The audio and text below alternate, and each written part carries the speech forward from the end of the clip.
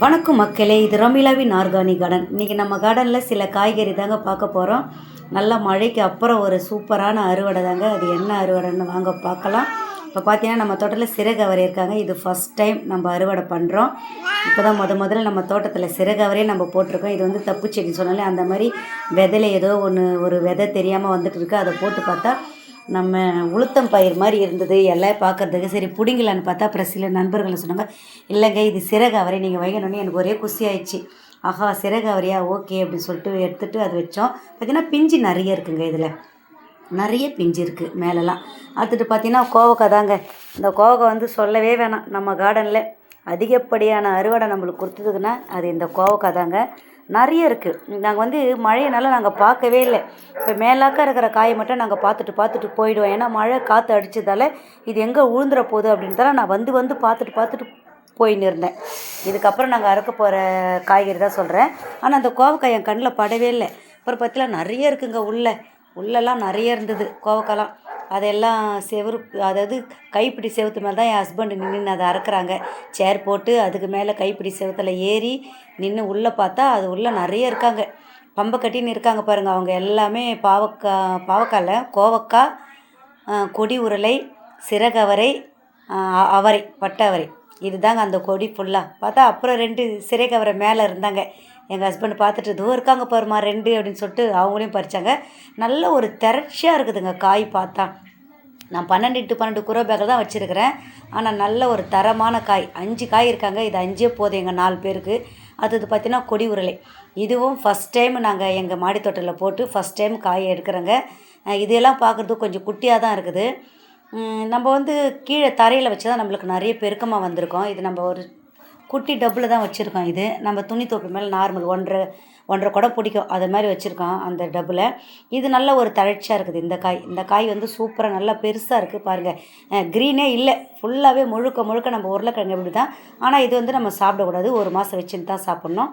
அதுக்கப்புறம் பார்த்திங்கன்னா அவரைக்காங்க.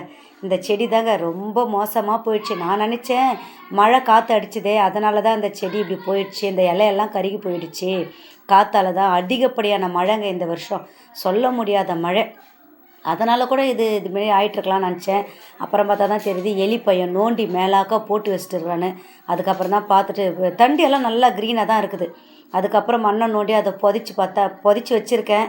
கடவுள் புண்ணியத்தில் வந்துச்சுன்னா நல்லாயிருக்கும். ஆனால் நானே பார்க்கலங்க. நான் பார்த்துட்டு 2 அவரைக்காய் தான். அப்புறம் பார்த்தா அடியில் கொத்தாக இருக்குது அந்த சைடு. சரி எதுக்கு விடுவானேன்னு சொல்லிட்டு அதையே நம்ம பறித்து எடுத்துகிட்டு அடுத்தது பார்த்திங்கன்னா இதுவும் கொடி ஊரில் தாங்க. அந்த சைடு 3 இருக்குது, இந்த சைடு 3 இருக்குது. கொடி ஊரில் மட்டும் 2 செடி வச்சுருக்கேன். ஒரு செடி அப்படி காய்க்குது, ஒரு செடி இப்படி காய்க்குது. இது வந்து 20 பக்கெட்டில் தாங்க, பெயிண்ட் பக்கெட் தான் வச்சுருக்கேன்.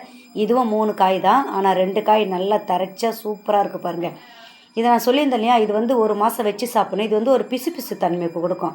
அதனால் இது 1 மாதம் வச்சுருந்து நம்ம நார்மல் உருளைக்கிழங்கு எப்படி சாப்பிட்றோமோ அதேமாரி சாப்பிட்லாம், அதேமாரி வறுவல் பண்ணலாம். அடுத்தது பார்த்திங்கன்னா நம்ம கார்டனில் இது 2வது சுரக்காங்க. இதை நான் விதைக்காக விட்டுருந்தேன். வருஷம் 365 நாள் காய்க்கக்கூடிய ஒரு ரகம் தான் இது. நம்மளுக்கு ஆந்திராவிலேருந்து கிடச்சிது இந்த ரகம்.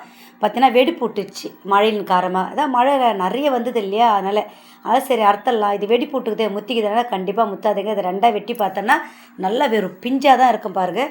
அடுத்தது பாருங்கள் பூசணிக்காய். இப்போ தாங்க நான் முதல் இது தொட்டு ஃபீல் பண்ணுறேங்க. அவ்வளோ சூப்பராக இருக்குது, சொரன்னு. நான் ஏன் தொடரலாம், இதுக்கு முன்னாடி தொட்டு பார்த்தா இது காய் பெருக்காமல் ஆகிடுமோன்ற பயம் எனக்கு. அதனால் நான் தொடவே இல்லை. இதையும் நான் சேர் போட்டு தாங்க ஏறி அறுக்கிறேன். இதையே சேர் போட்டு ஏறியாத்த பக்கத்தில் இருக்கிற சொரக்காவும் சேர் தான். ஓகே மக்களே, நம்ம வீடு எண்டுக்கு வந்துட்டோம். இங்கே பாருங்கள் இந்த பூசணிக்காய் இது எத்தனை கிலோ இருக்குதுன்னு நம்ம எடை போட்டு நம்ம பார்த்துட்டு காட்டுவோம். அடுத்தது பார்த்திங்கன்னா சொரக்காய், சிறகவரை, நம்ம செடி அவரை, இது பார்த்திங்கன்னா கோவக்காய், இது கொடி உருளை.